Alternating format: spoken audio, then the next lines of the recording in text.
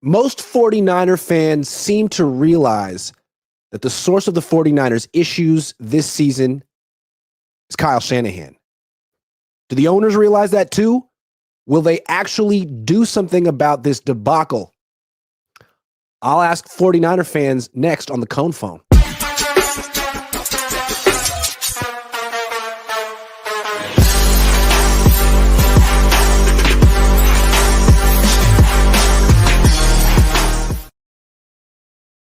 What's up? Welcome to the Cohn phone. I'm Grant Cohn. Usually I do these on Saturdays before games, but I think today, Monday after the game would be fitting considering my normal co-host on Monday, Ryan G. Hensley, is coming back from Hawaii right now. So while he has the day off, why don't you guys be the star of the day?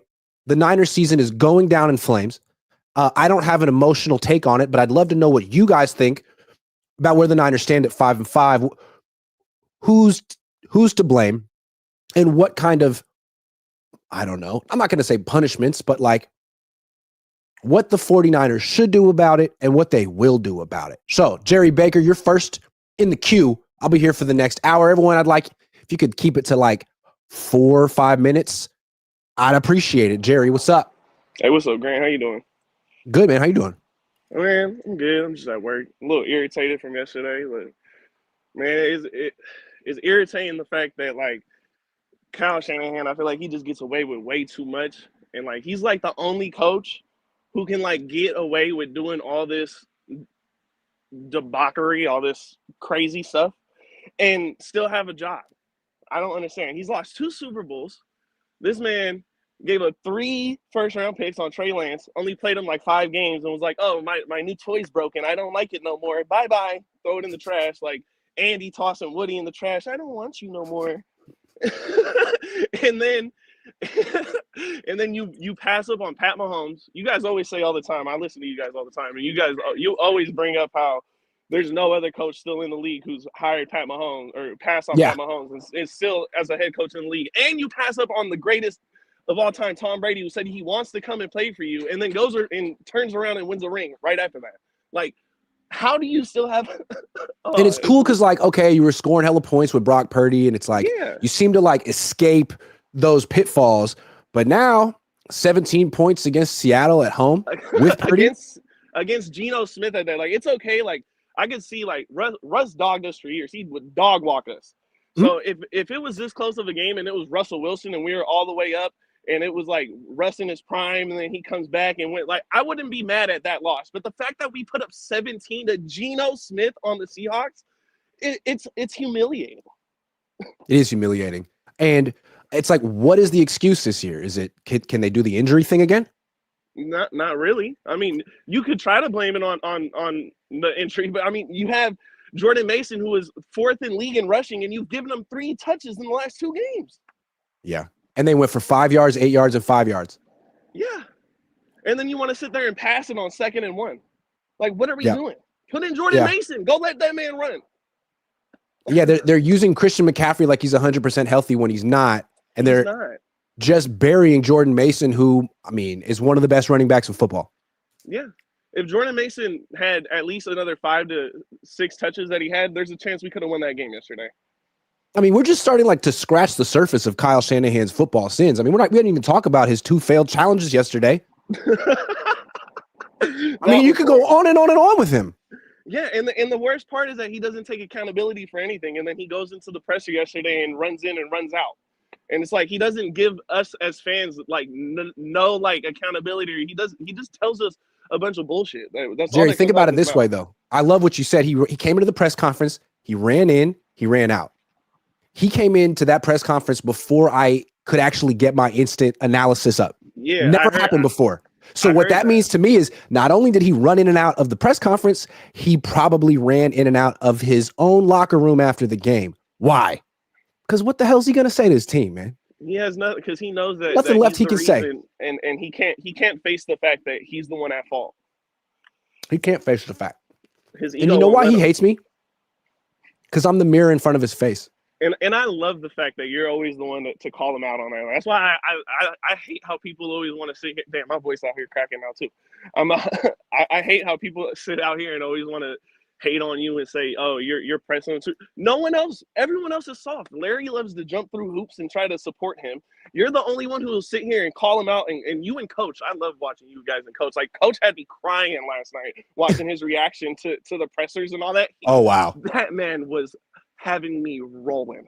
Yeah, I should have went harder, but sometimes I feel like it'd be nice if I could like do a tag team and someone else could like get the brunt of Kyle Shanahan's ire once in a while. Because when I do it, everyone's like, "Oh, Grant just wants attention." It's like, no, you can I'm only just be so professional with it when you do it. Because at the end of the day, like your job is to be professional, and you got to be as professional as you can. But you can still try to call him out on his bullshit. But he just, no, he don't. It'd be nice if the senior guys, because if Matt Mayoko asked the question, Kyle couldn't answer with snark and dismiss. Like, but with me, it's like, "Oh, it's Grant again. You don't know what you're Anyway, Jerry, good call, man. All right, thank you, Grant. I appreciate it. All right, man. Have a good one. Nakash, you are next in line. What's up, man? What's up, man? How's it going? Okay, how you got a cough drop in? Sorry, that's distracting me. I'm just not feeling so great. That's all good, It's Monday. Yeah, Niners lost. The first thing on my mind that I wanted to call out is the start of the game. We saw Jordan Mason 2 carries. It seems like Garendo was on the sideline looking good, running around, whatnot. And then it just seems like Kyle got scared. He got like put in a corner, and then he just went for a safety blanket, just a load of CMC that wasn't working that well. And then he's just like loading up these passes for Brock. There's no one open. All the yards are like 10 yards down the field. There's no answers. I don't understand. There's just no answers.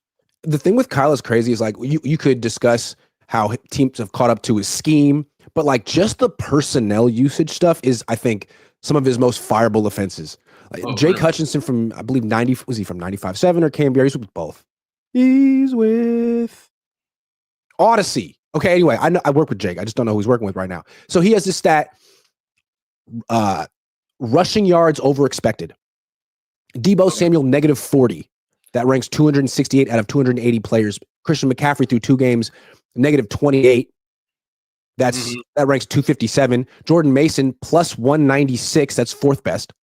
And Isaac Garendo, +76. That's 17th best. So Kyle Shanahan is consistently not playing his 2 most successful rushers. Yeah. And I mean, it's a pattern too. It's not like this has just started happening. It's been happening for a while, where we're seeing that the best players on the roster are shoved in deep into the depth chart. Juwan Jennings. Yeah, Juwan Jennings. In year 5, they're like, "Oh, actually, he's a top-level number 2 receiver in the league." Yeah. You never would have figured that out. Yeah, and where was Ricky Pearsall last night? Like, he started off playing why is he only playing a handful of snaps? Meanwhile, Ladd McConkey's like balling with the Chargers because he's getting opportunities. Yeah, exactly. What happened to your 3 wide receiver, 2 running back formations, right? Yep. Like, you've been talking about that all week. I mean, for multiple weeks now, and it's like this was the perfect game to do it because Kittle's out. Right. And instead, who do we see? We see Jalen Moore. Oh, yeah. I mean, and it worked. It was fine. I like the idea, but it's like, dude, I like that, but do something else. I don't want to see Juszczyk out there every time. He's getting blown up in the blocking, and I mean, passing is okay. It's whatever, but I don't know. Just seems like this team's going nowhere now. It seems like Kyle Shanahan, his scheme became the flavor of the month, of the decade. Yeah. And it proliferated around the entire league. Half the teams, 2/3 of the teams run a version of it. Every defensive coordinator has to know how to stop it. And it's not new anymore. Trey Harry. It's just not new, dude. He's got to change something. And it's like, it looks like he's just trying to get Christian McCaffrey going again. He's like, he's been out for 9 months. I got to use this as some warm-up time for Christian McCaffrey. I'm like, I get it from that point, but we're about to miss the playoffs. Like, you got to just play your best players right now. We can't just be warming up McCaffrey. Like last year, we were just letting him win the MVP or like whatever offensive player of the year. It was just like a McCaffrey year last year. And like now we're just trying to warm him up, but we're about to miss the playoffs and we just lost the Super Bowl. And what are we doing here? I will say it's quite generous of Kyle Shanahan to preserve Jordan Mason for his next team. I'm sure the Rams or Seattle really appreciates that Kyle's not using him now when he's cheap. Yeah. Smart. Yeah. Saving up the prime years. Yeah, for someone else. It's good. Thanks a lot, Nakash. Yeah, thanks, man. Like, can you imagine Jordan Mason on the Cowboys? They would kill for him.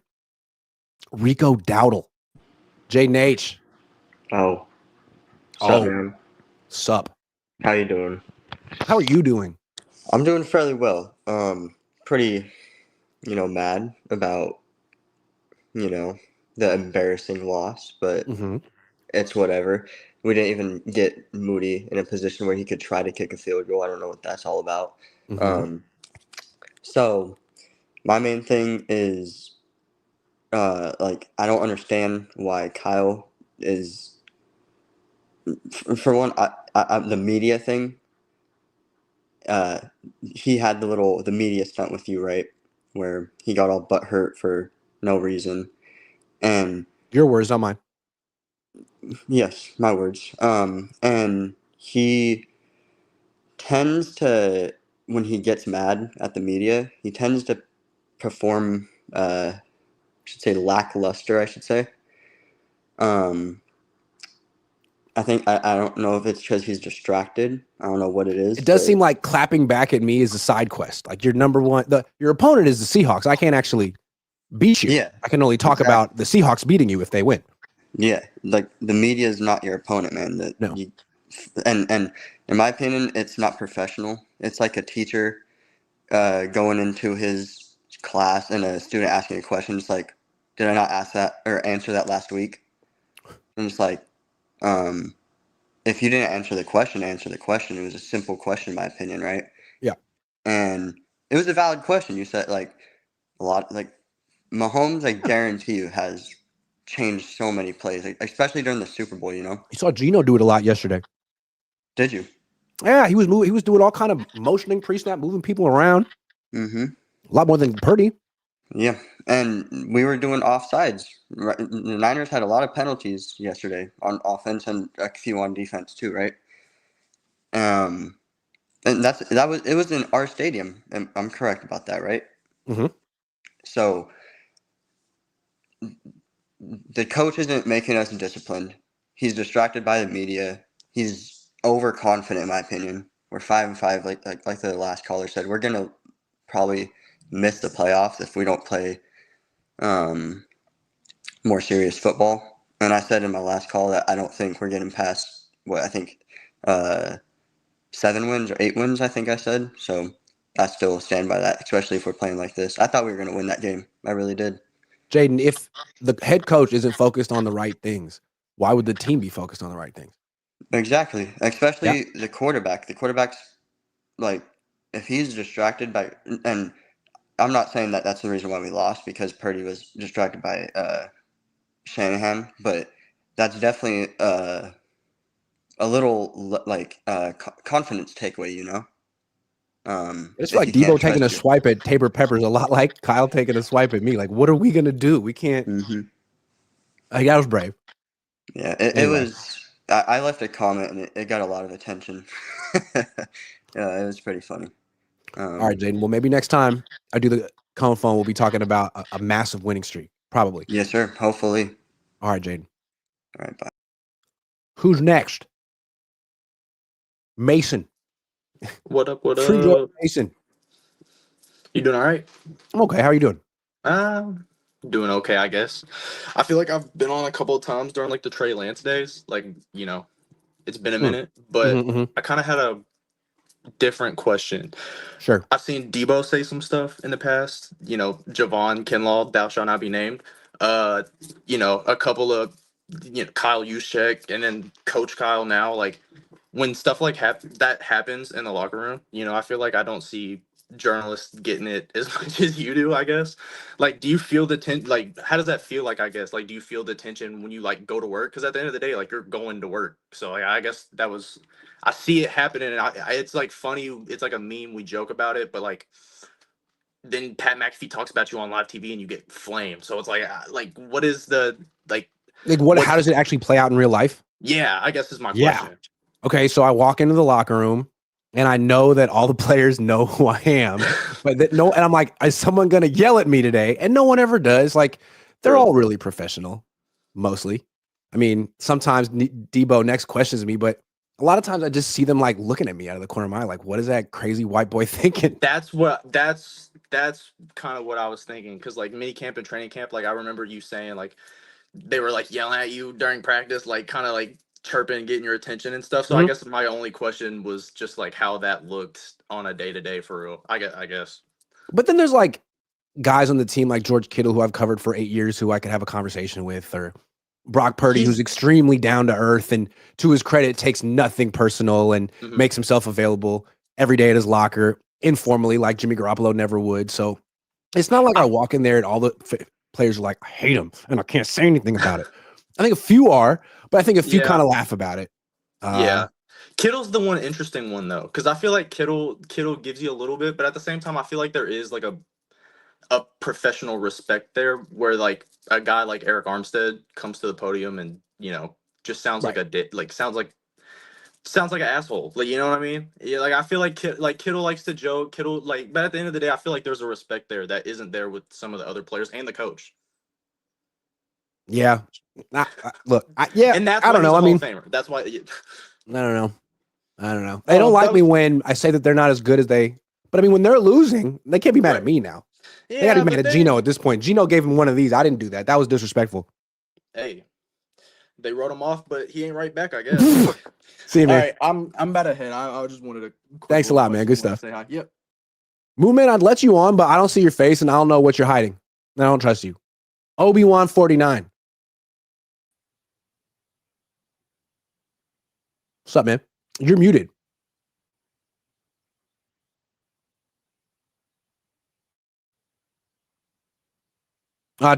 Call back in. Sometimes it's a StreamYard issue.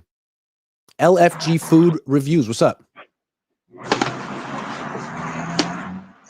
Yo, man. Can you hear me? Yep. Great show, by the way. I'm a big fan. But the season's over, dude, and the Niners are too, unless we get rid of Kyle. Kyle needs to go. Just go ahead. There's other men out here that can do a better job. In my view, if you can like find someone that can do a better job, why wouldn't you?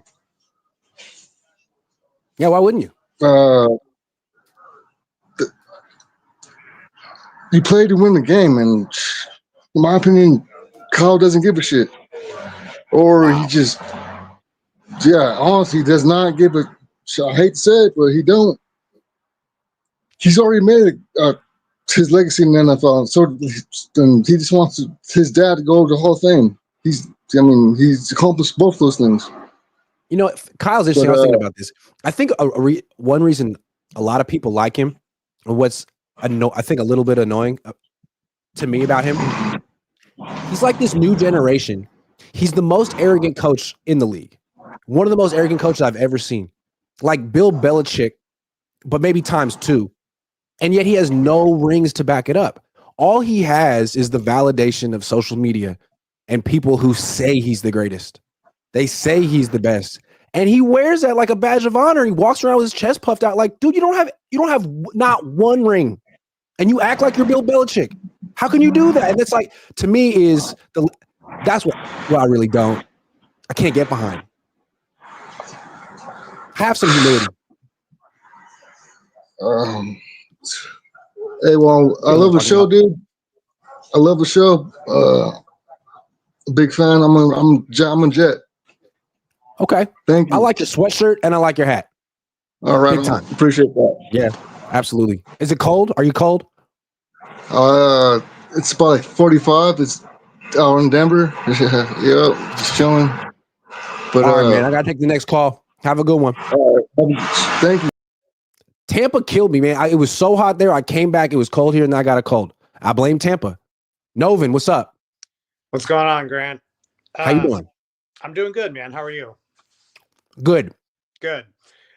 I wanted to ask you a question, but before I ask the question, I kind of wanted to see if we can go over pros and cons that Kyle has brought to the team during his tenure here. I love it. Pros: 2 Super Bowl appearances. Certainly.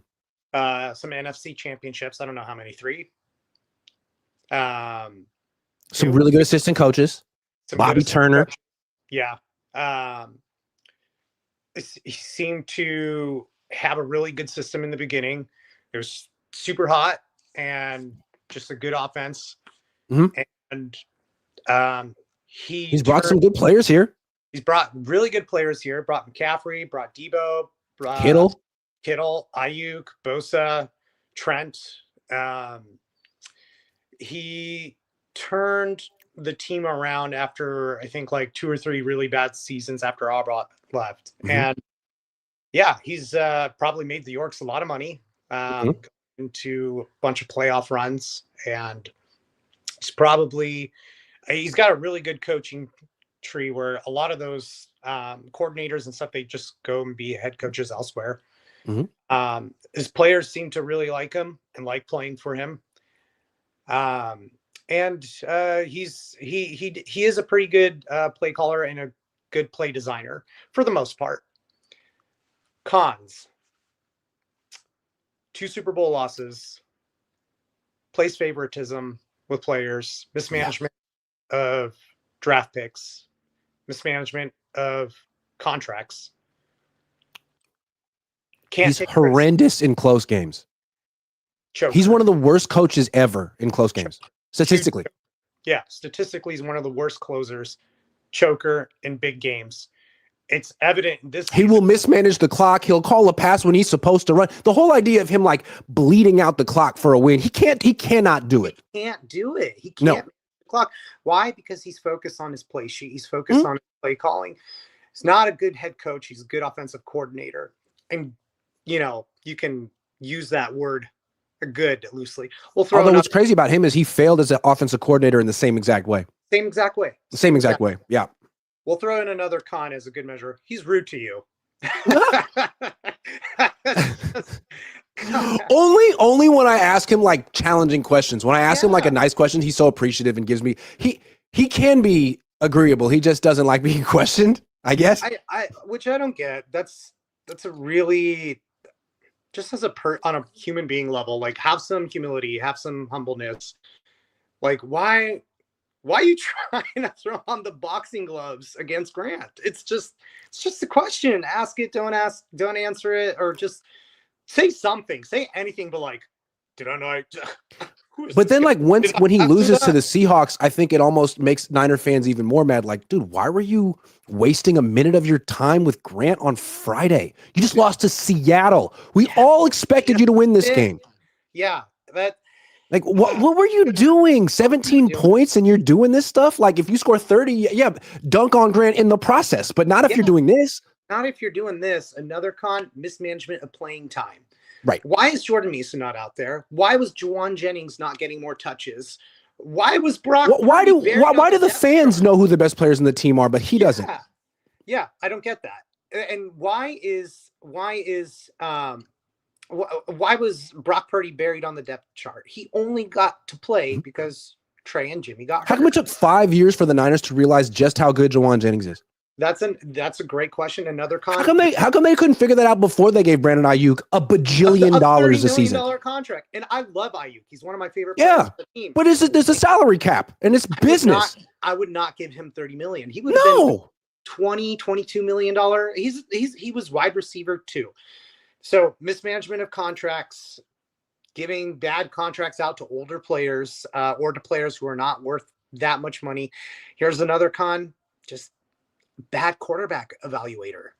Just not good on the quarterback level. Not giving them control, not playing the right ones, passing on Mahomes, passing on Brady. So the question I ask you and other Niner fans is: look at the pros, look at the cons. Are the pros worth the cons? Is it time for a change? People have gotten fired for less. And it's like, yeah, he has a lot of pros. He has a lot of cons. This is year 8. How many more years is it going to take for him to change? Because he's not that young. He's been in the league a very long time. And I would argue he was the same exact person in Washington. I have. No one got a phone call. I bet you $1 million no one got a phone call. Anyway, it's a pretty dramatic way to go out. That was a pretty good call. All right, let's see if Obi-Wan 49 is ready. I think he is. Hey, Grant. What's up? How you doing? All right. Good, man. Good to see you. Hey, you were in Tampa. I live in Tampa out here. So. Oh, nice. Yeah, Niners are out there. It was warm. Hot. I was at the game. I was like, this is too much. I don't like it. And then I came back to California. It's 50 degrees. I'm like, no, I like Tampa. Yeah, Mhm. I completely agree.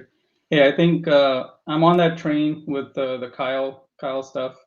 I think I wanted to focus on like a couple of like subtle things that he does that it Mhm. irritates me. And I've been calling this out probably even on your show, like at least in my comments about he's been doing this even when the success was there. This is not me just roping on because it's a bad season.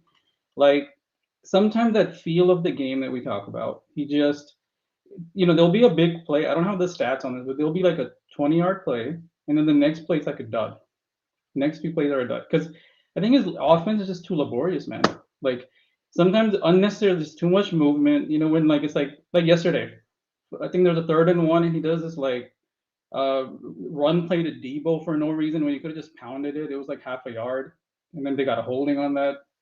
And then to run out the clock at the end, he does this toss play, which is like a little nerve wracking to me when like if you fumble there, they can just kick a field goal. Like, why do you want to risk a toss play? Yeah. And it was slightly behind. Yeah. Try. Yeah. Risk management. Yeah, I just don't get it with this guy, and I don't know why people are still on his defending him. I don't know, what can you defend? You look at my Montana shirt. I do like your Montana shirt very much. Yeah. I don't know. Look, thanks for calling. I appreciate it, everyone. Thanks, buddy. What I'm interested, I think Niner fans have made it pretty clear. If someone wants to defend Kyle Shanahan today, I'm all ears. My question is not, should they fire Kyle? Will they? Do the Yorks have it in them? I mean, yeah, Ben Johnson would be great. Could the Yorks pull it off? If so, I would never criticize him again. TN49er, what do you think? PC, it's been a minute, man. It's been a minute. Man, look, after the last Super Bowl loss, I went on what's 95.7. Before at the beginning of that season, I said if he loses, he has to go. There's nothing else to talk about. He has to go. And wait, hold on. Go. I don't like the lighting. I got you. That's better. Got to set the ambiance. That's better. All right, here we go. Yeah, man. After that Super Bowl loss, it was time to go, man. You've had all the weapons in the world. You've put your system in. You got these folks down, and you found a way to gack it up. You need to create merch. Let me stop real quick.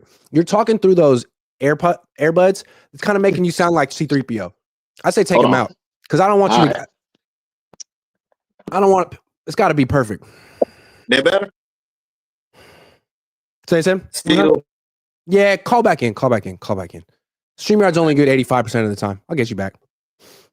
Call back in. Marcus. What to do, Grant? What to do, Marcus? Good to see you. Good to see you too. Hell of a season. Whew.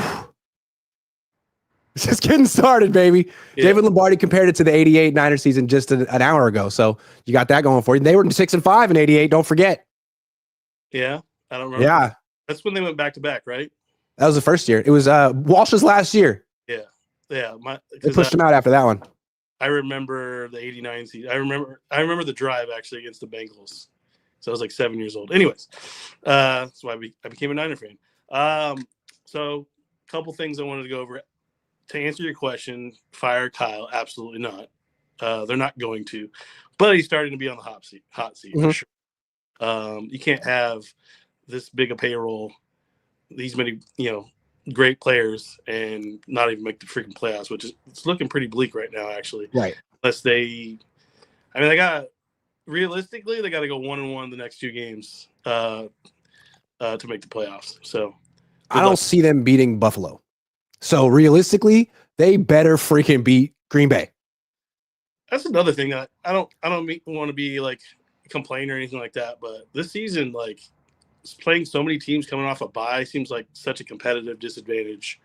It's pretty crazy. Like 4 teams, Buffalo will be the last, or maybe I forget, but it's pretty ridiculous. Anyways, let's go into some conspiracy theory time about like why the league might be upset with the Niners. Remember the Niners got caught with that accounting error before the season? Oh. They didn't report one of those players' salary, something. They got docked a 5th round pick. Yeah. They self-reported it. Yeah. I don't know. Maybe the league's tired of the Niners Breaking the rules. I don't know. There you go. Just like the injury report. So they're definitely not going to fire Kyle. But it's weird because I thought we had gone to this transition last year where the offense was the leader of the team. And it's almost like Kyle doesn't realize that he needs to win with offense. Like he needs to go for it on 4th down and 3 or 4 or whatever and keep the ball. Yesterday's game was the epitome of the Seahawks did what we used to do to teams, which is control the ball, take the air out of the clock, and just win the game ugly. That's exactly what they did, except they came back on us. So it was kind of disappointing to see us lose like that. But it's kind of, epitome of the season. And that leads to my next point is just playing not to lose, playing to win. It just seems like they're playing not to, or Kyle specifically, because he calls the offensive plays, is playing not to lose instead of to win. And that's very frustrating. I think that's the most frustrating part of this season is just seeing us not with a killer instinct. Defense has no teeth whatsoever. 59 needs to get off the damn field. He pisses me off. He's too slow and too old. I can't wait for Greenlaw to come back, hopefully sooner than later. You know anything about that, by the way? He's coming off an Achilles and it's been like 9 months, man. It's always seemed ambitious that he was going to come back this season. That's a 1-year recovery to me. Yeah. So feast or famine. Famine. Very frustrating, disappointing season.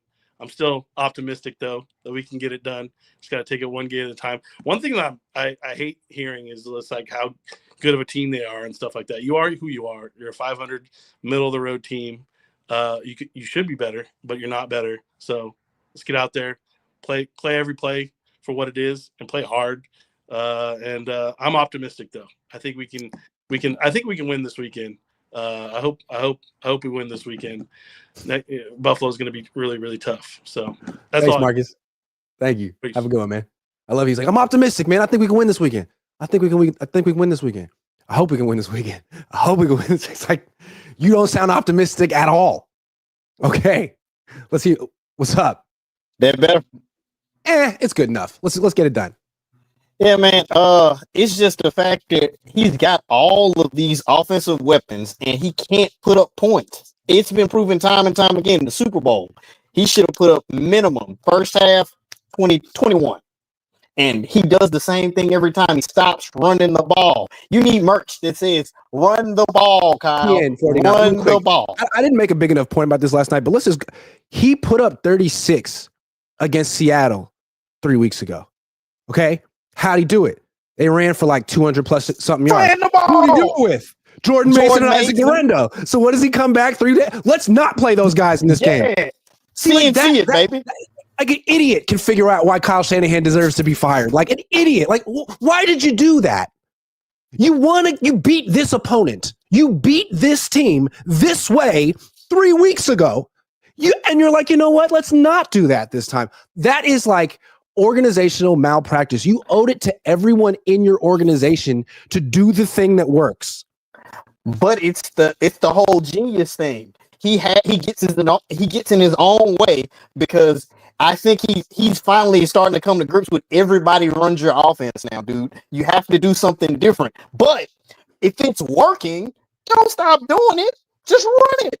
Run the ball. You don't have to make. You know how happy the Seahawks were to not see Guerrero and Mason? They were doing Hail Marys. Thank you. I got a gimpy Christian McCaffrey. Sure, give me that.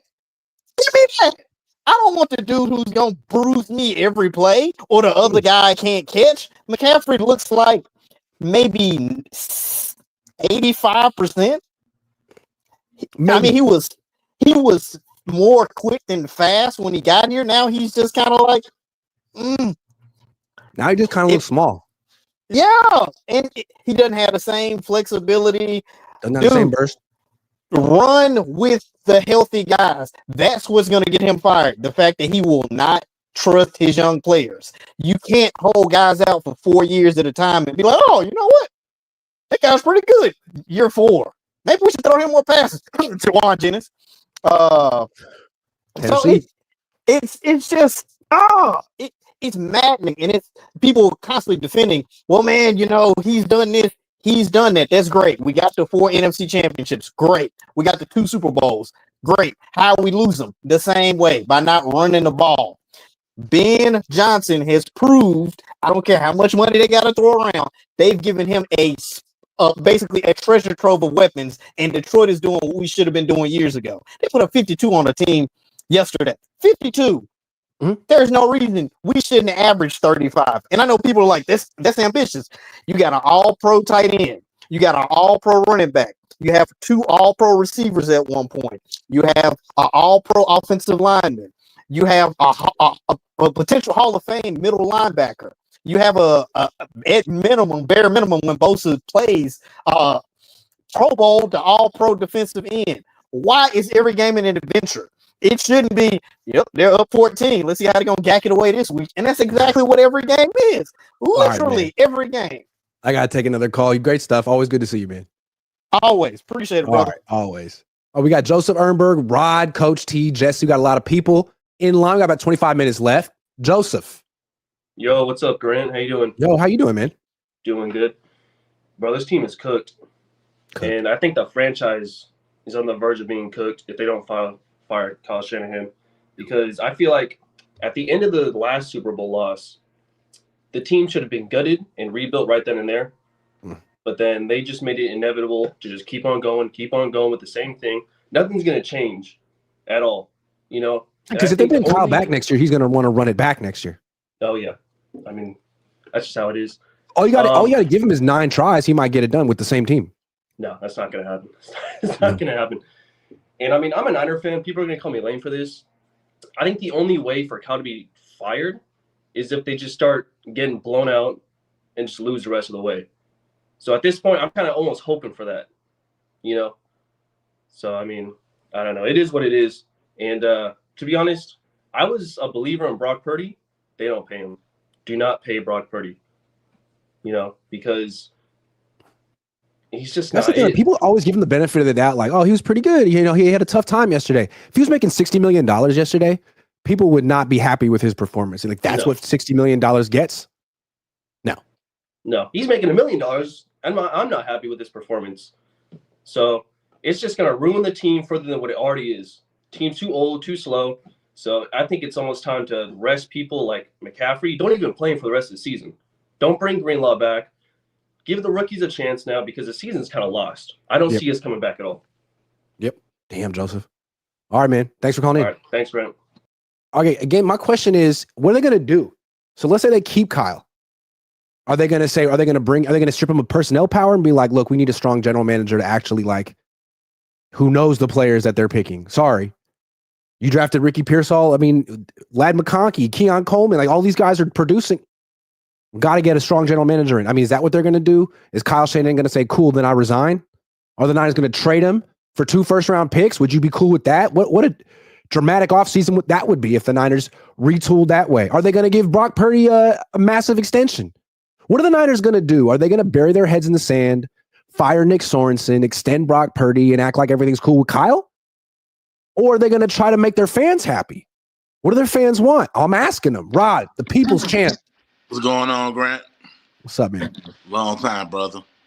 Man, I just came to just reconfirm what you've been saying for a long time, man. It's like the fan base, we get into these wars with one another, and it's like, why can't these guys see that?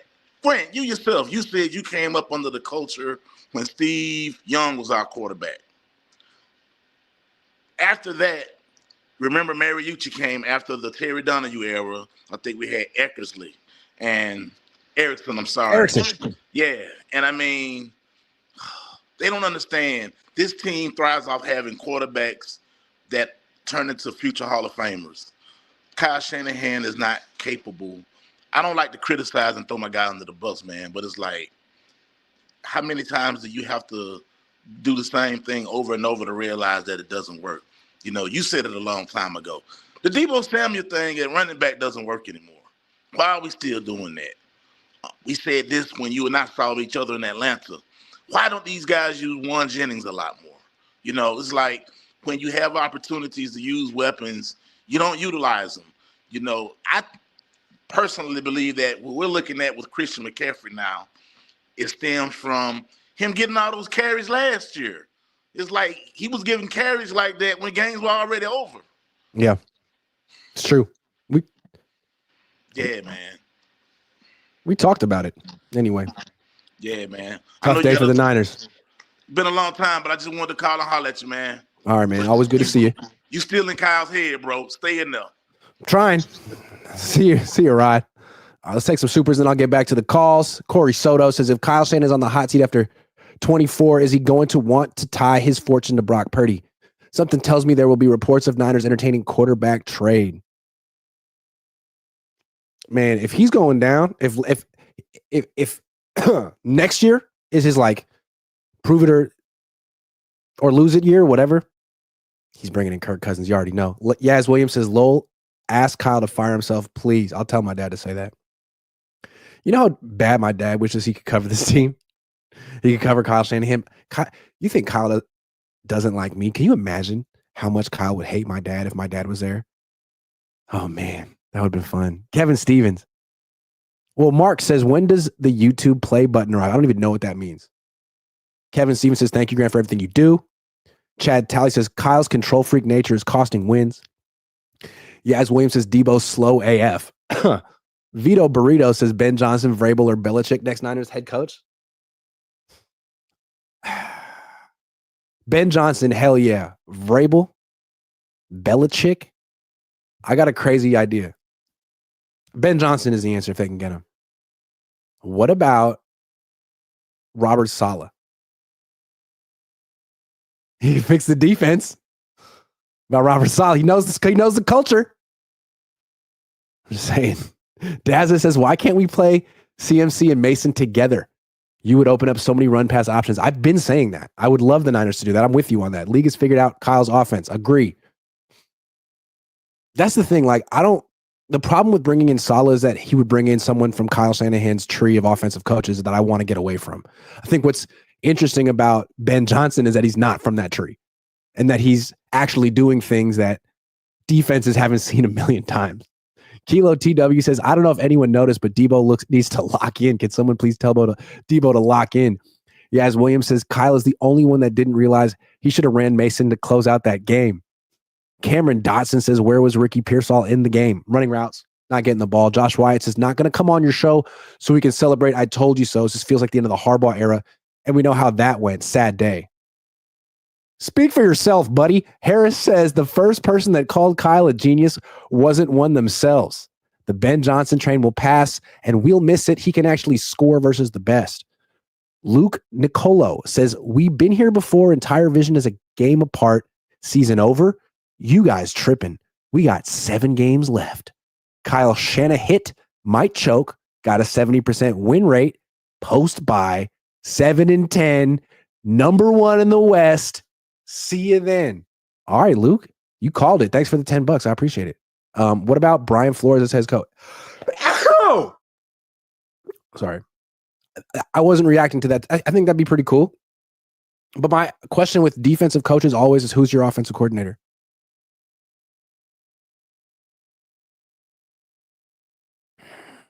We'd be good, though. Okay. Coach T. Hey, Grant. Can you hear me okay? Yeah, I can. How you doing? Not bad. Yourself? Not bad. So I won't be long because I know you have a little bit of time, but like it just feels like there's a lot of Band-Aids kind of going on instead of like surgery that needs to be done. Try to hold on a little too long. And you talk about coaching hires. I mean, Spags probably pull him away from the Chiefs, maybe slow that train down a little bit. But I mean, as a coach myself, watching these games, I just don't understand many successful run plays that work against 9-man boxes. I don't understand hot reads opposite your eyes. It's a lot of things schematically. I mean, I'm just a high school football coach, but a lot of things that I don't see common in football is what I see on Sundays with the Niners. So it's really just confusing. I don't know what prompted him to go that route. I don't remember having those kind of hot reads in years past, opposite the eyes where it should be. So it's kind of confusing why that's been like a thing the past couple of years. I don't know your thoughts on that. I mean, when we try to ask him about these parts of his scheme, he gets so touchy and defensive. Yeah, that was the other part. He won't explain. That was another thing I was going to ask you. Just brought it up. When he in that first I don't know if it's the conversation you had where you kind of got a little fire at you. He seemed like you're making it out like you already wrote your story before. That's kind of the indication he gave me. Right. But I know you're critical of him, which you should be. You're a journalist, but I don't understand why his mind went there automatically. I guessing just a little sensitive, maybe. I don't know. I think what he was trying to say is I was trying to get him to say something when really I was just trying to get him to answer the question. Right. I wasn't leading him to a particular answer. I wanted him to explain. Right. No, because we have the same questions. Like, why does he not have the freedom? Why? Yeah. I mean, if you're going to be a good coach, you need to put your quarterback in a good position to be successful. It doesn't seem like Brock's getting that. And his answer essentially is because he doesn't. Yeah.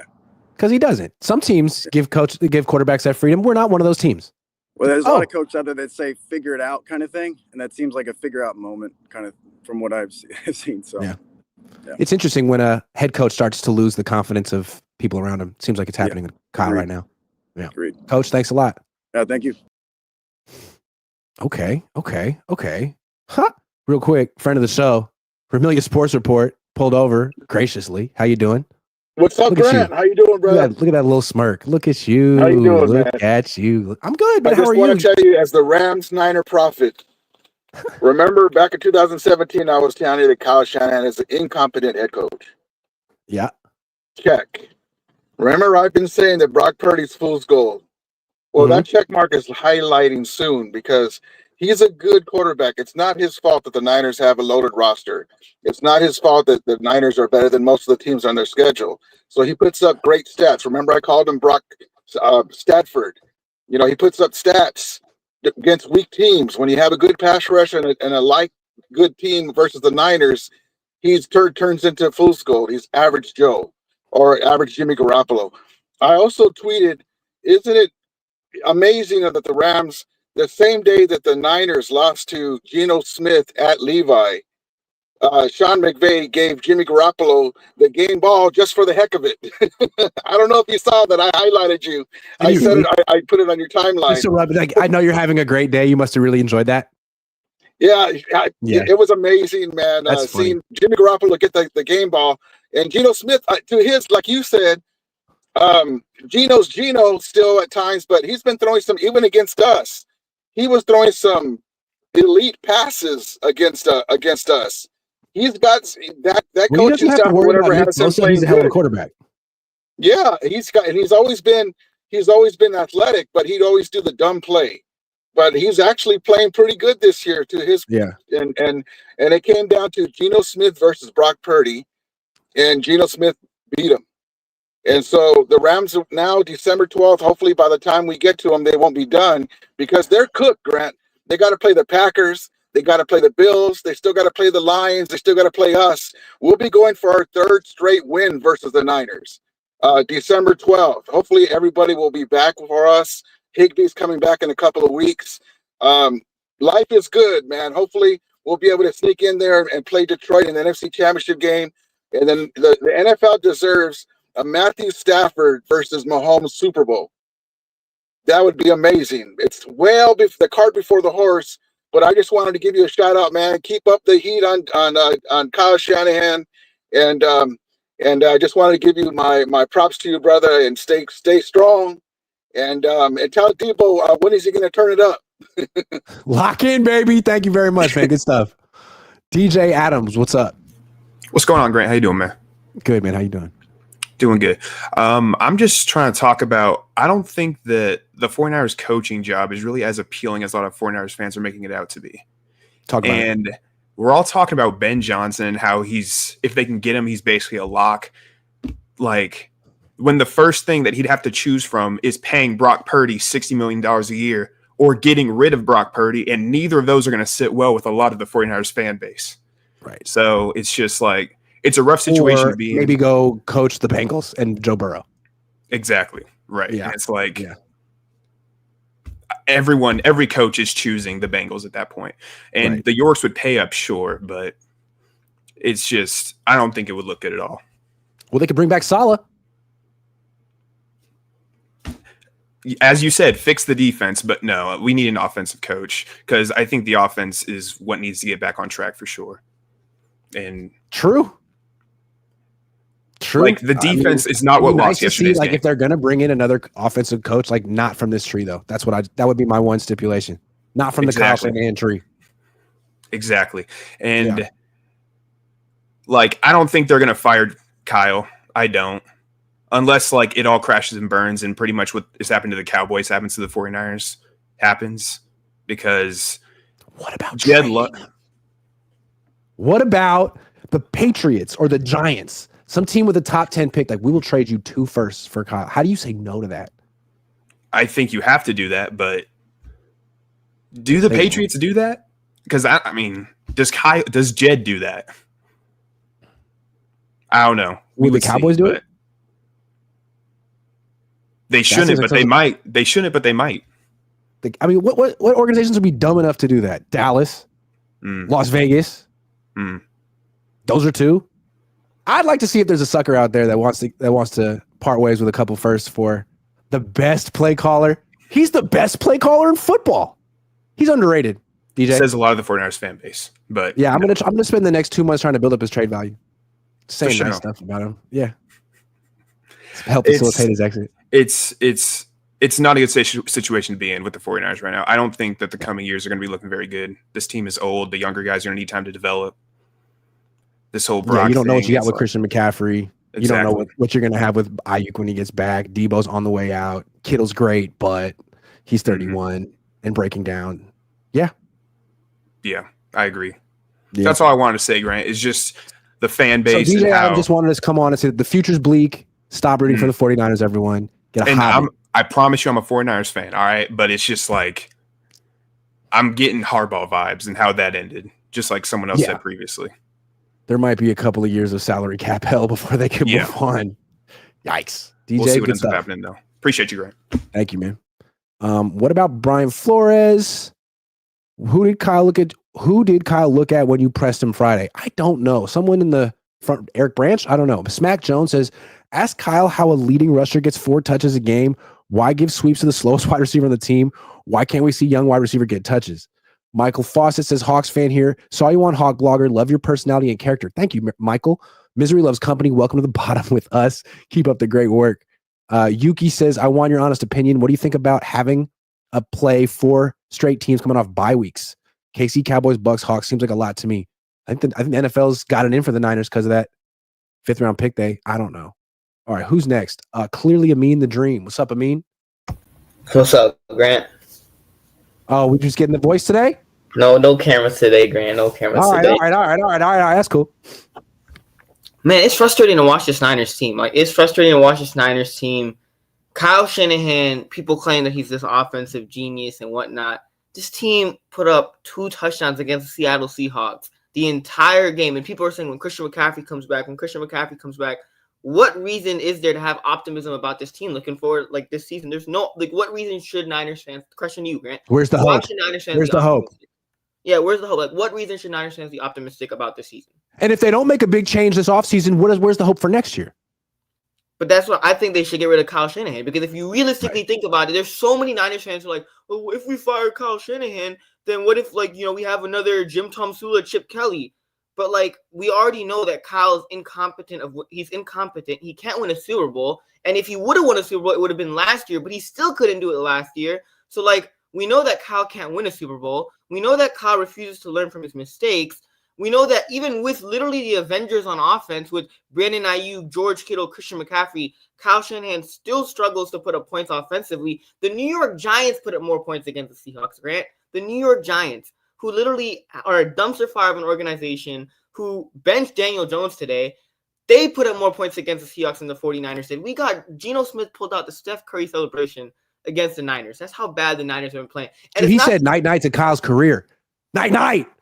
But that's the thing. Will Jed fire Kyle, though? I don't know if Jed will be willing enough to fire Kyle. Because, like, Kyle, the thing that I have an issue with Kyle is not, I'm okay if you as a head coach are struggling or you have problems. It's year 8, and the issue with year 8 is that, like, there's expectations this team is going to be a Super Bowl team. But, Kyle, you refuse to hold yourself accountable for anything that you do. Anything whatsoever, Kyle refuses to hold himself accountable. And then when you look at the players, like Debo, why do we still have a freaking boombox walking out the tunnel? Like, y'all have not won a Super Bowl. Y'all have not won anything whatsoever. Y'all have made it to a couple of NFC Championship games and blown a couple of NFC Championship games, blown 2 Super Bowls, and yet we still walk around with the boom box as if we're like the Chiefs who won back-to-back Super Bowls and it doesn't matter. Like, no, we're not. We haven't won anything, but everybody walks around in this Niners organization as if we're the team to beat in the league. We're not. Nope. Yeah, it's frustrating. It's frustrating, man. Kyle just doesn't hold himself accountable. So here's the thing. So, I mean, bear with me for a second. I think like everyone's premise on this show is Kyle should get fired but won't. But if every 49ers fan thinks that Kyle should get fired, that to me, that's a guy who's got on shaky ground. It's much easier to fire a coach that all the fans want to get fired than, a coach who has support. He has none right now. He has none right now, but I don't think it's that we think that Kyle Shanahan doesn't have moments of brilliance. It's just that Kyle, when he has his low moments, it's because not that he can't adjust or that, he doesn't have the ability to adjust. It's just that he refuses to adjust. Kyle Shanahan has this problem where we know that there's a problem on the field, but Kyle refuses to even acknowledge that there is a problem, right? When it is clearly evident to each and every single one of us that there's a problem with the offense right now, Kyle. But Kyle, for some reason, is acting like everything's fine, everything's good. And even looking at that Super Bowl, Grant, when your coach doesn't know the overtime rules in the biggest game of the season, when you think about that, isn't that kind of a fireable offense? You're head coach of the team, and yet you didn't know the rules of the overtime. Isn't that enough? And isn't that enough? Yeah, it's frustrating. And it's just a Super Bowl. It's just a Super Bowl, though. I mean, yeah, it's not the biggest game of the season. And one last he's thing, still Grant, the best. Everyone says so. Well, one last thing, Grant. You look at going back to last year and this year, the way that Kyle, some of the times where Kyle Shanahan struggled offensively. This year's been a lot, but you look at the games against where defenses where they call a lot of blitz. You look at Brian Flores, Steve Spagnuolo. Both times Kyle Shanahan has played those head coaches, played those defensive coordinators. You look like a Spagnuolo or a Brian Flores. Look at last year's Vikings game, and look at this year's Viking games against the Vikings. There was 0 adjustments made by Kyle. 0. They both games. He came out with similar offensive game plan. Both times the offense struggled against defensive coordinators that call blitz a lot and that like to blitz. Kyle Shanahan refuses to adapt. He refuses to hold himself accountable. And you saw I saw the tweet that you put out, Grant, about Diamo Lenore said something like Cohn head next time you dude, we're losing. He wasn't talking about me. He was talking about Kenneth Walker. He's talking about Kenneth Walker, but I'm yeah. Games, and instead of talking about what we need to do better, you're out here on social media addressing Kenneth Walker. Who cares? Also, I like Lenore a lot, but man, they just gave you $100 million, and the first thing you do is get in a fight with Kenneth Walker. You're a face of the franchise now. You can't do stuff like that. It's tough, man. I want Ben Johnson on this team, but I don't think it'll happen. I'm with you, man. Good to hear you. Have a good one, man. You too. Yup. I mean, he's dejected. Yup. That's a 17-year-old kid with angst. I loved it. That was great. All right, who's next? Rory J. Oh, you are muted. StreamYard's working 75% of the time today. Just call back in. It'll work next time. I got you. Okay. Let's do Shreddy.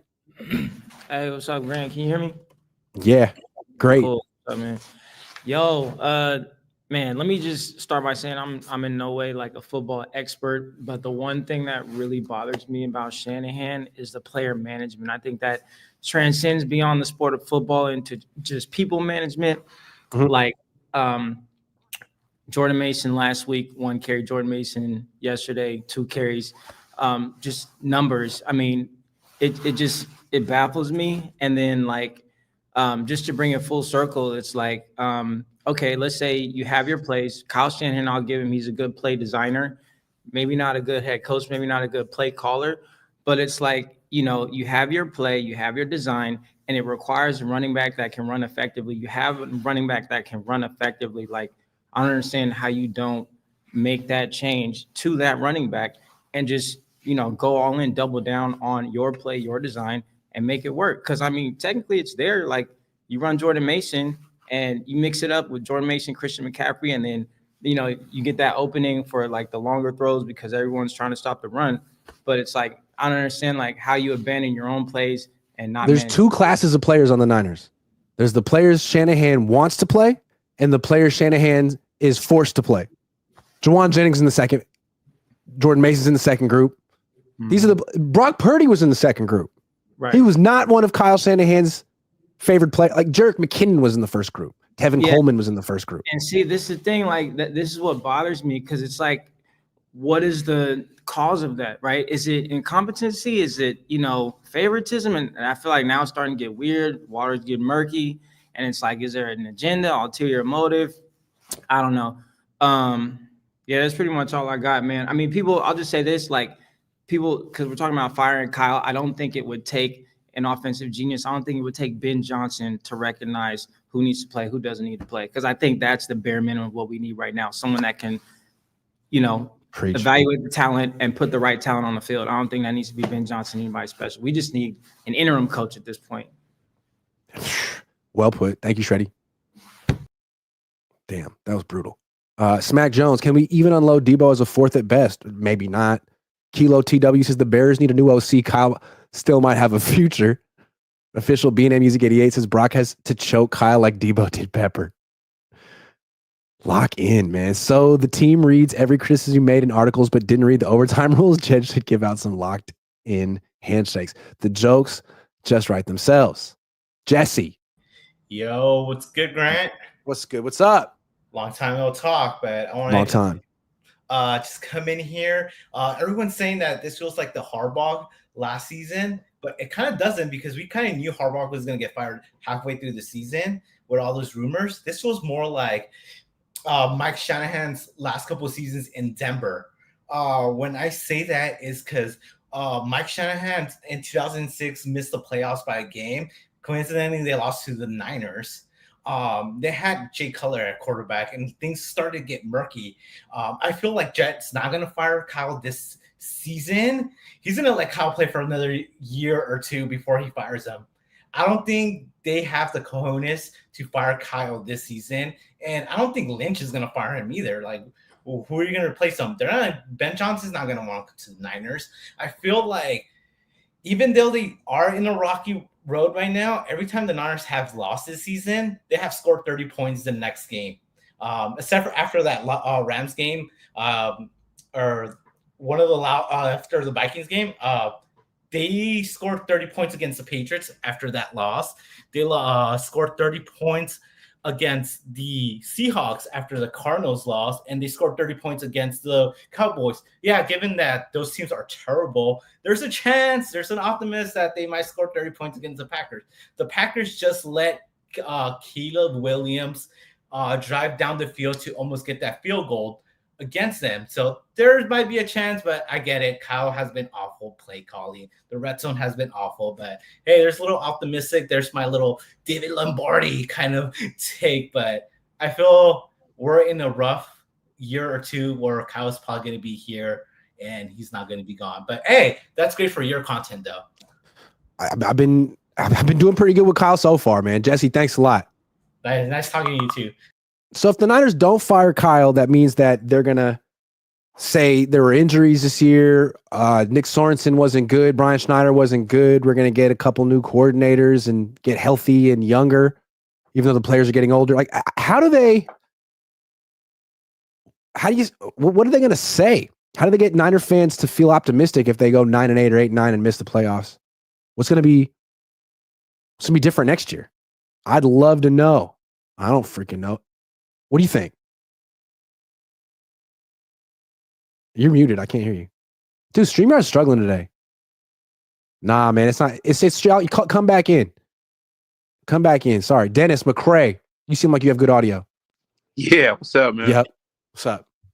So, first of all, man, I just want to say, keep up the work, man. I watched the video how you asked Kyle the question, and then he just tried to play you with some stupid ass answer. You know what I'm saying?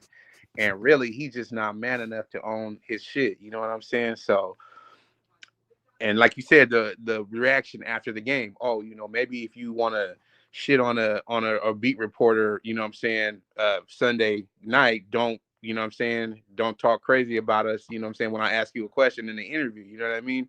Like, it's obvious that he is the problem, and I feel like he should go, because if they say, okay, well, we're going to take away the GM just duties for you, like the last call or player personnel. Like, he's still going to be the one that's calling the plays. He's still going to be the one that's trying to get too cute in certain situations or not doing what he's supposed to be doing. Perfect example, yesterday they had 8, 9 in the box, and what does he do? He runs the ball. Mm-hmm. That's exactly what he does. Because why not? The guy you just had on a little while ago, the high school coach, he was like, "Well, I'm just a high school coach, but like, yeah, even I know how's that supposed to work?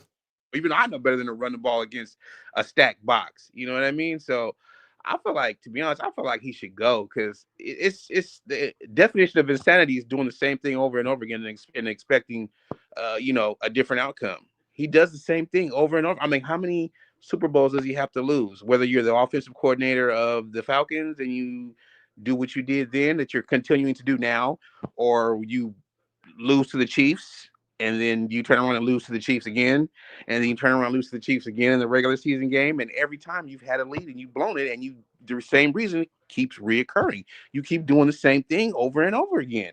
You don't give your quarterback the ability to call audibles. You don't play the right players that need to be playing.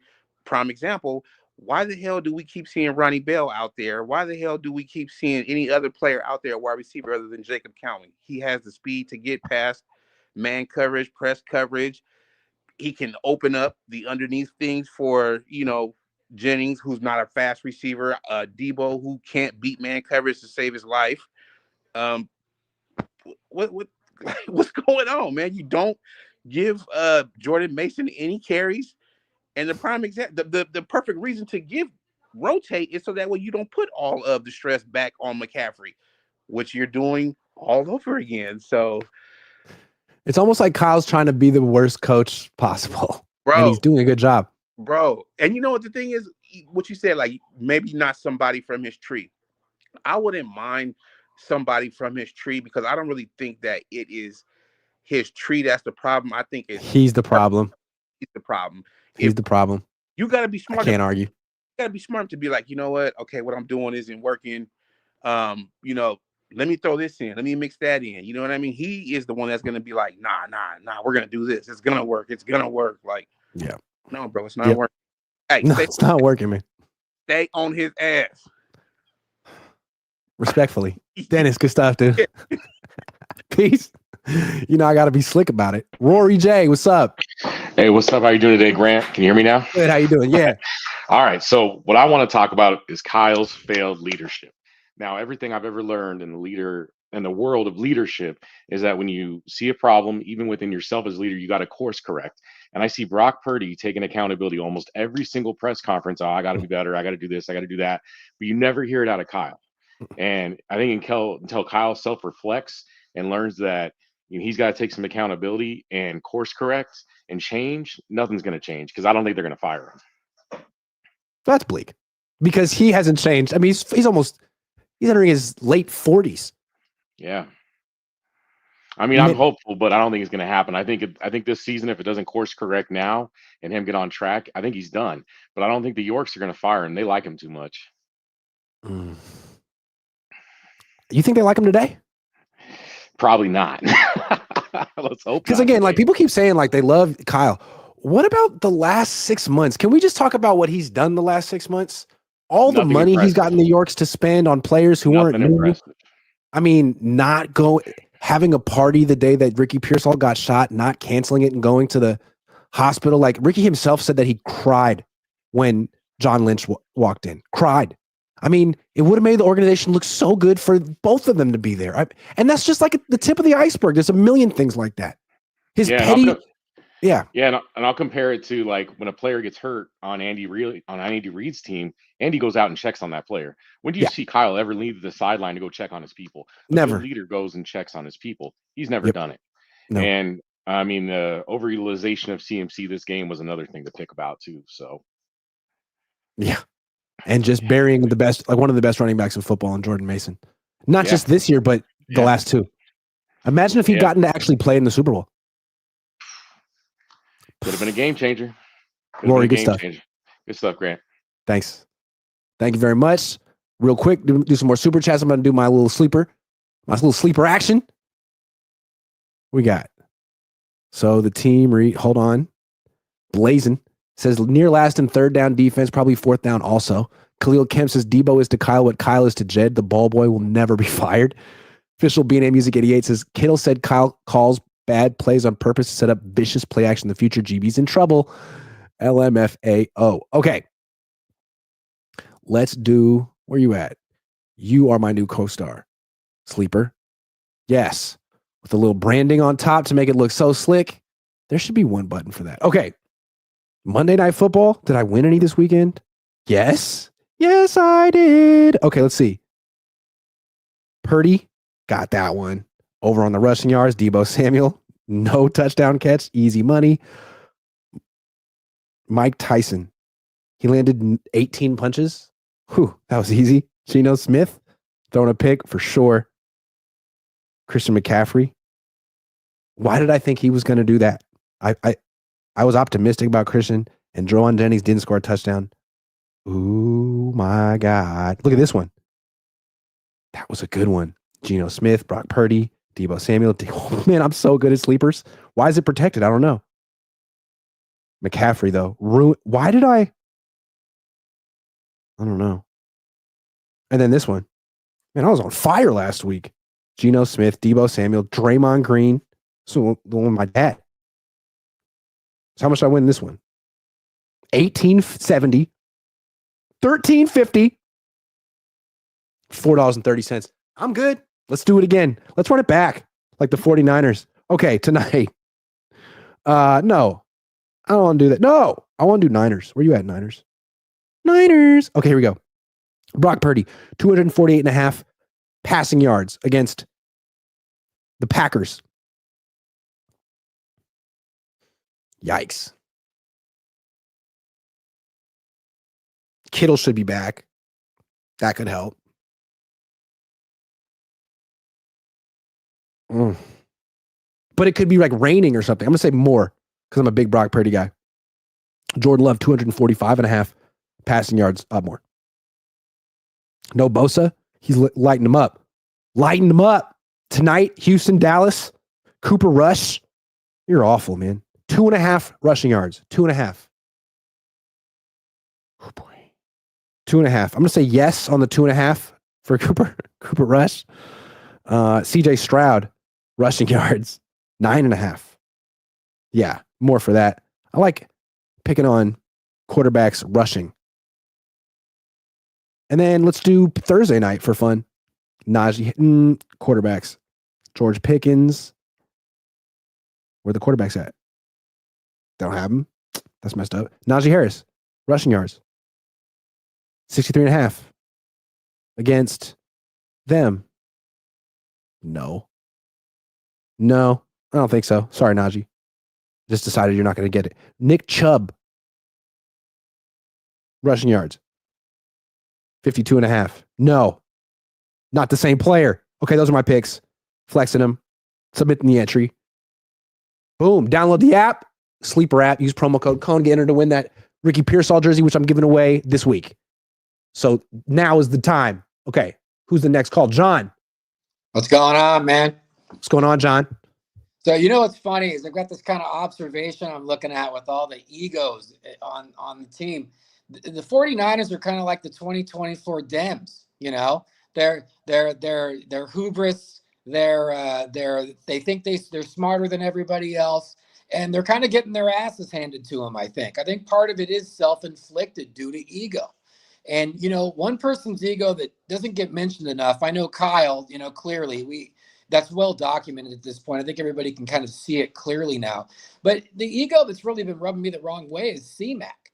You know, this guy, he's always looked at as this savior, but sometimes a blessing can be a curse too. And I think the ties that Ed, his dad, and Mike have, and all the things that go back, there's some kind of thing with them where Kyle can't say no to this guy. And it stems to last year with the just too many carries. He constantly just wouldn't, you know, C-Mac just wanted the ball all the time. He wouldn't be a head coach and say, you know what, I got to balance this out. And it came back to bite him in the Super Bowl in the playoffs. C-Mac was dead. Also, his fumble was terrible in the Super Bowl. I think that was worse than Kyle's decisions. It doesn't get mentioned enough. But the bottom line is, you know, this guy just, there's no balance to the run game. This guy's getting worked to death, and this is why we're at this point now with the injuries with him. And it obviously came to a head even back in the Super Bowl. And then now you get to this point where literally after fleecing the team over the summer, knowing that his Achilles was screwed up, which was kind of, we all know what happened there. Now that he's coming back, everybody can see he's not even close to himself. And what he's doing is the same thing. I believe Kyle, he wants the ball all the time. Kyle is once again giving into that. And he's not balancing the running attack. He's put Jordan Mason on the friggin' bench. And now, basically, for 2 games, in my opinion, it's evident. And especially in the last game, I think there needs to be a reckoning of that situation, and there needs to be some kind of balance there, because as long as C-Mac continues to just, I want the ball, and Kyle continues to give into that and doesn't be a coach and say, hey, you know what, we need to balance this out, I think it's going to be a problem. And I think C-Mac's going to go down again, and by then I think they're going to miss the playoffs. I agree. It's pretty bleak, man. Thanks for calling in. Yeah. Stand up to your running back. I agree, John. Shardal, is that you? Are you going to turn your camera on? Shardal, is that you? I'm gonna keep my mic off for today. Oh, that's cool. How you doing, man? It's been a while. It's great calling on the show, man. I love all your content and all your videos, man. I love everything you do, man. So I love everything you do. I'm a big fan of your work. How you doing? Man. Like you're slinging on YouTube right now, man. You're doing a great job, man. I mean, you keep up the great job, man. You're gonna go places, man. I appreciate it, man. Me and you. You're gonna go places. I believe it, man. If you keep doing what you do, I know you can go wherever you want to go to. Thank you, man. I appreciate that. But as a 49er fan, I think their fans are being too hard on Kyle Shanahan, saying they're gonna fire him. I mean, I don't think they're gonna fire him. Why? I don't think I mean, like, it's like just you're being too hard on the guy. Just let the guy give a chance to prove himself first before you fire him. Okay. That seems like a fair thing to do. Because like the season's not over yet. So why are you firing him at this point? That's a good point. The season's not over yet. You still got games left in the season, right? You still got Green Bay, you got 7. Buffalo, you got Arizona, you got a lot of games left in the season. A lot of games. At this point, I think it's like they're crossing a line. I think fans are crossing a line at this point, saying they're gonna fire him. I mean, I agree with their take. I mean, if they think that if he doesn't make good decisions and they want to fire him, I think that's a good point for what they think. I mean, it's freedom of speech in America, right? We get to say what we want to say, right? Within within reason. If that's our opinion, right? Nobody can. Well, let me ask you this. I know it's speculation, but if the 49ers miss the playoffs, do you think that they should fire Kyle? I mean, I think they should. I mean, if they miss the playoffs, but right now, I'm optimistic. I hope we make it. Well, I admire your optimism. I'm optimistic. I'm not pessimistic. I appreciate that's a virtue. People always think the bad things are always going to happen. That's me. I don't think that, because I always want to think like good things going to happen. That's my take. That's why I like you. And if people don't agree with that, then I don't really care, because that's what I think. And you know who you are. If people come and knock me down for it, I don't really care, man. Just come and knock me down for it. Yeah, because if they try to come and knock you down, that really just shows that they're unhappy with their own lives. Just knock me down on the ground, man. Come and knock me down. Yeah, you can take it. Because you know what happens when you get knocked down? You get back up. I got thick skin. I can take that. Yeah. If somebody knocks me down, I can take it. All day. All day. I got thick skin, man. I got thick skin. That's what I'm talking about, Shardal. That's what people tell me. I got thick skin.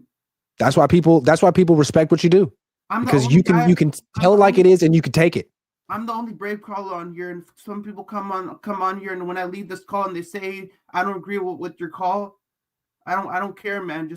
You go about your life and you're gonna have a great day today. I already know. Leave me alone and let me think what I think, and just leave me let alone. Them live. All right, Shardal. Hey, Grant, glad you called in, man. And I hope I'll call in next time, man. I really love your show, man. You get a lot of great callers on here saying what they have to say about the Niners, what they think about the Niners, what they think about Kyle Shanahan. I think you're great as well. I'll call in next time on the Cohn phone. Thanks for having me on. It was an absolute honor, and I absolutely coming on here and sharing my thoughts on the team. Thanks. Well, you're always welcome, Shardal. Thank you very much. I'll see you next time. See you later. See you next time. I love how Shardall came on like he was his first time, like he's not a freaking Cohn phone legend. Like he hasn't been on here dozens and dozens of times. But no, I mean, he's just professional, unassuming, humble, all the good things. Trinidad, I want to have you on the show, but I don't know you. I know Shardall. I know Amin. I know they're not going to turn on their camera midway. I'm not going to see something crazy. But I don't know Trinidad. So if you want to come on the show, you got to turn on your camera. Unless I know you. LV17. Yo. Is that right? LVL7. Oh, you can hear me now. LVL7. Okay. You can hear level me now. 7. Yeah, level 7. Yeah, exactly. You got it. Exactly. I'm old. I'm stupid. It's all right. No, that's cool. It's cool. Most people don't get it. I'm a Cardinals fan. I actually make content for You're the Cardinals. Arizona Cardinals I'm an fan. Arizona Cardinals fan. Yeah. I've always wanted to meet one. Yeah. This is That's the first terrific. one. And I live in Where are you Miami. from? Miami. How? We lost in the Super Bowl, and I decided from that day on I would subjugate myself to forever torture. Okay. Well, you're having a good year.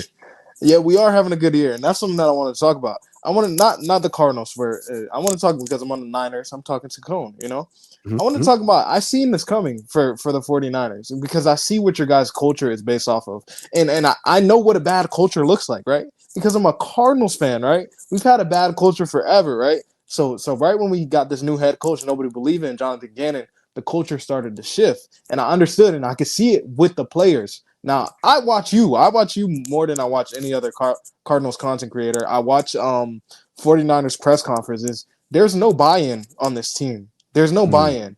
They're just saying things that they think should be said, right? Like when the players are being talked to, they're saying things that they think should be said. There's no collective one message that everybody's into. And I think you guys are going 7-10 this year. I think that I'm not going to say you guys. I think the Niners are going 7-10 this year. I've been saying this for the entire season. I just don't think that the 49ers are built for that. And I don't know how to say this without saying explicitive, so I'm going to say it without saying explicitive. I think Kyle Shanahan is a meat rider. Like he has I think he has his friends, and he puts that above everything else. Like, yeah, this my dog, bro. This my dog. We going and bro. That kills the culture right there. It kills the culture exactly when you're not playing the best guy that's actually putting in the most work and showing the results. Which why I respect our current head coach right now is because the best guy plays. It doesn't matter if it's a rookie. It doesn't matter if it. That's why we're winning games right now because we got that. Like buy-in. if Jonathan Gannon were the Niners coach, Jordan Mason would be playing. If Jonathan Gannon was the Niners coach, you guys would be undefeated. Yeah. You guys would be undefeated. Yeah. The 49ers would be undefeated. That defense would be playing hard.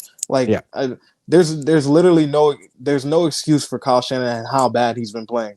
And I just want to tell this to the 49ers fan. In terms of the future outlook for the 49ers in this division, the 49ers have the worst outlook for the future. The worst outlook. The Seahawks have a good young core. The Rams have a good young core. The Cardinals, I just made a video. The Cardinals are gonna do some. If the Cardinals make it to the playoffs, man, don't they have a bunch of cap space? And we got $100 million cap space, the third in the NFL next year. And it just doesn't look good for the Niners. The oldest core in the NFL. Yeah, you guys need to start trading whoever you can. The rebuild is now, and it's not looking like it's gonna be something that you could just bounce back from in a year. It looks like it's gonna be a 3-year minimum rebuild, and we all know you guys can't draft first-round picks, so it may take even longer than that. All right, well, then I'm going to get as many super chats as I can before that happens, man. That's bleak. Thank you very much.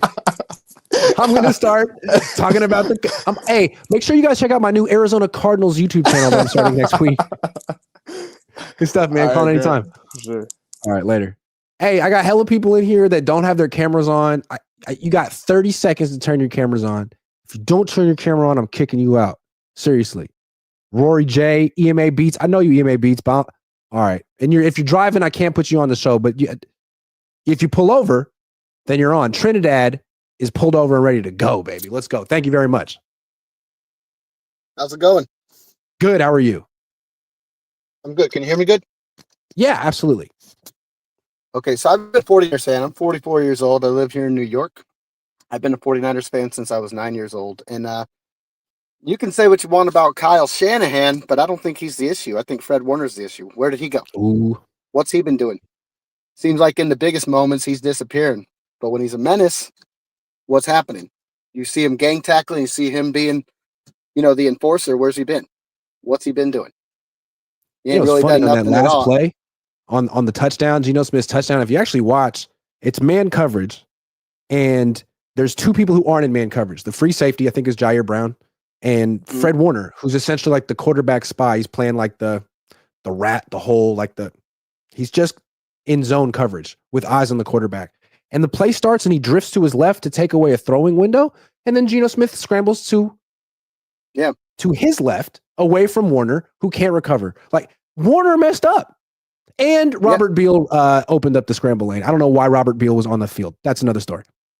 And get DeAndre Campbell, get him off the field. What is he doing out there? He cannot move laterally. Can't move laterally, you're done in the NFL. Yeah. Period. Yeah. So other than that, good player. Yeah, no, he's a good player when he hits a guy, but when he can't move and he misses the guy, then it makes him not a good player. And that just happens or whatever. Yeah. Kyle Shanahan, look, I do have a problem with Kyle Shanahan. He gets too cute for his own play calling. He does things too cute. And he doesn't ever do the things that he's supposed to do.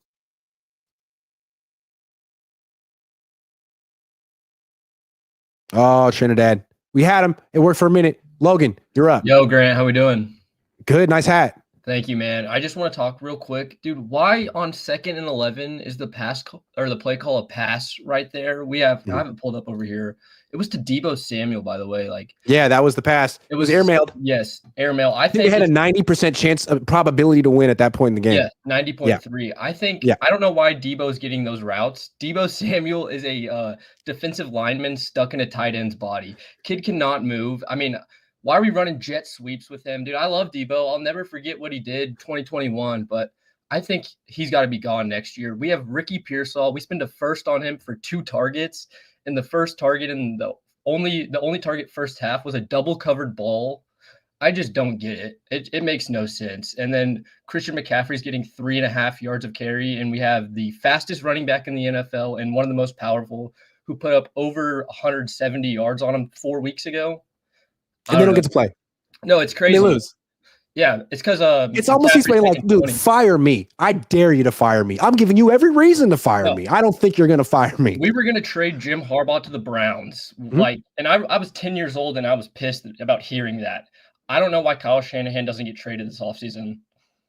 I trade him. Should. Yes. It would be the thing that the previous caller was talking about how the Niners' future outlook in the division is the bleakest. Well, that could jumpstart things.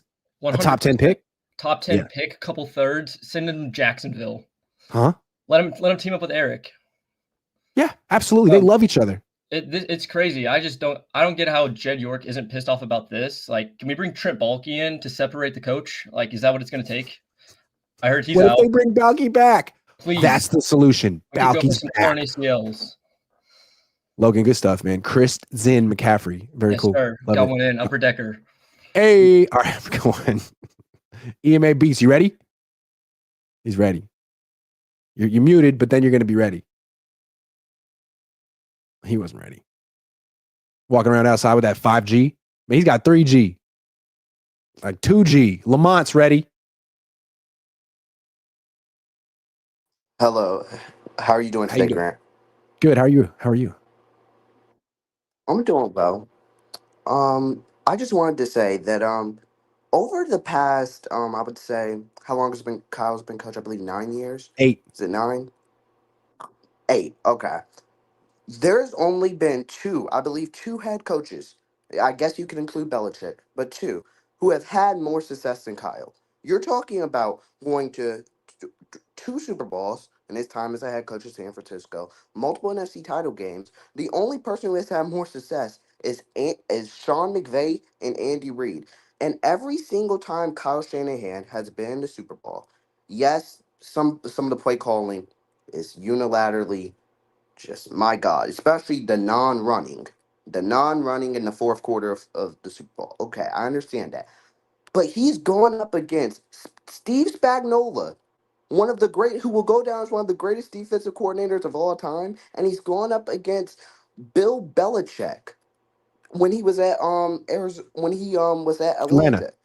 He's gone up against two of the greatest defensive coaches of all time, and he has still managed to score what I did believe it was. He took the Chiefs to overtime, and he took the when he was OC at the Falcons. I don't really count that because of the fact that he wasn't head coach. I mean, you can't do too much as an OC. It really comes down to the head coach, I believe. So I don't like to count that. But in San Francisco, he took the Chiefs to overtime one time, and the time before that in 2019, he lost. Yes, he lost. Fine. But he had Jimmy Garoppolo as his quarterback and went to the Super Bowl and had to play up against Steve Spagnuolo and that defense and an offense that had Tyreek Hill and Travis Kelsey and Patrick Mahomes, who will all go down as some of the greatest players in NFL history. Okay, I just You're don't right. think it's fair to say Kyle needs to get fired when he is literally, there's not one NFL head coach who has had more success in the past 9 years. There hasn't been, because we've seen a Chiefs dynasty, of course, but there's not been one head coach who's had more success. Not one. I know there's a lot of talk about Ben Johnson at the Lions. Ben Johnson's play calling wasn't good enough to win an NFC title game last year when they had a what? What was the lead? 17 points at one time? Come on. We can't just unilaterally say Kyle Shanahan needs to get fired off of a not great season, yes, but years upon years of unrivaled success. The 49ers brand when Kyle Shanahan took over was in shambles. Grant, you know this. The brand was in shambles. Nobody thought the 49ers were serious. They took us as a joke before Kyle Shanahan, John Lynch era. Am I lying? No. Okay. Kyle Shanahan comes in and makes this team a serious contender for about every year he's been here. We've been serious contenders and in the Super Bowl picture about every year. I'm just saying we can't sit here and just say, "Hey, let's fire Kyle off of one not great season when he's literally been one of the most successful coaches in the NFL." All right, Lamont. Thank you very much. Have a good one. That was a good You call. too. He was impassioned. That was the first Kyle Shanahan defense of the day. I've been waiting. It took an hour and 32 minutes for someone to come in and have Kyle Shanahan's back. And you know what? Lamont had it. He had his full biography. He listed all the hits, all the number one hits that he had. Don't forget 2019. That was a good year. Did he win the Super Bowl? No. I like people talk about all the success that Kyle Shanahan had. Like, which ring? No one has had more success than Kyle. What about everyone that has a ring in the history of the league? What about those people?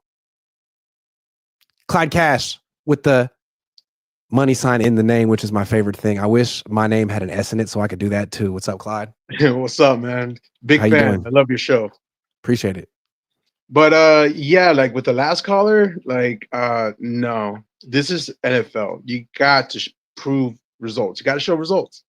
And the fact that he has not won a Super Bowl for like almost 10 years now, no, you know what I mean? You have to show results.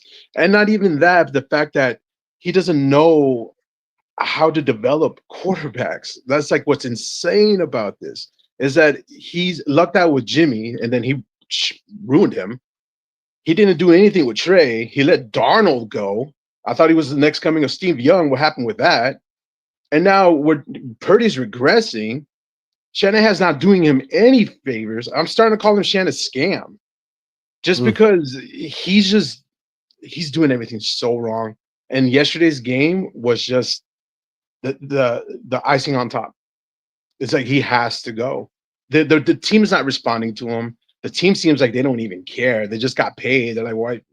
They're just tuning him out. You know what? You can't. How are you gonna get men to get in line that get paid more than you? He doesn't take any accountability. So the fact that he doesn't take any accountability, players are going to be like, okay, well, forget it. I'm done. Clyde, good call. Thank you very much. Appreciate it. Have a good Guys, one. I got to end the show. I don't have my laptop plugged in here because it's too far. And I got 10% left. The low battery just came on. But sorry, EMA. I will do another one soon because Cohn just got real juicy. For a while, I was, didn't have that much to talk about. But now I can listen to Niner fans complain about Kyle all day. So I will in the future. Don't worry. I'll have more of these. Jamaro Thomas. Kyle won't be fired, but the seat heating up. Are we going to see if he cares about winning? Niners need to fire Kyle and hire Ben Johnson. B. White says the more weapons Kyle has, the worse he gets. Kyle can call a great game with third string quarterback, running back, and wide receiver. Once starters come back, he folds. Why is that? Cyber says Kyle has to course correct ASAP if we don't make the playoffs. I think York will sack him. Keep in mind, it took Reed 21 years to win a Super Bowl. Finally, Gold-Blooded says send Kyle to Dallas. Poor Trey. Thank you, guys. Sorry, my laptop ran out of batteries. I will do another one soon. I promise. Good stuff. This was great.